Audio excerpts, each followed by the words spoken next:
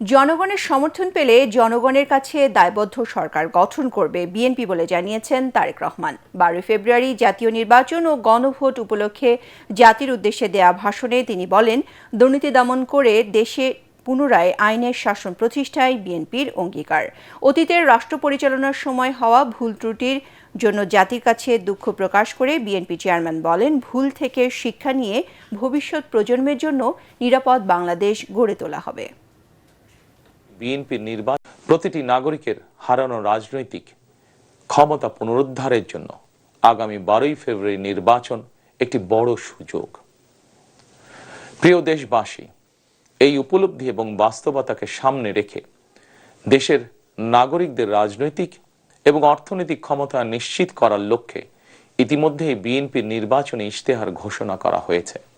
ধানের শীষের বিজয়ের অর্থ স্বাধীন, সার্বভৌম, তাবেদার মুক্ত বাংলাদেশ। অতীতে আপনাদের সমর্থনে বিএনপি একাধিকবার রাষ্ট্র পরিচালনার দায়িত্ব পালন করেছে। দেশ পরিচালনা করতে গিয়ে সেই সময় কোনো কোনো ক্ষেত্রে হয়তো আমাদের অনিচ্ছাকৃত কিছু ভুল ত্রুটি হয়েছে। সেজন্য আমি দেশবাসীর কাছে আন্তরিকভাবে দুঃখ প্রকাশ করছি। অতীতের ভুল থেকে শিক্ষা নিয়ে অর্জনগুলোকে অবলম্বন করে বর্তমান এবং ভবিষ্যৎ প্রজন্মের জন্য একটি নিরাপদ বাংলাদেশ গঠনের জন্য আগামী 12ই ফেব্রুয়ারি জাতীয় নির্বাচনে আবারও আমি আপনাদের সমর্থন চাই।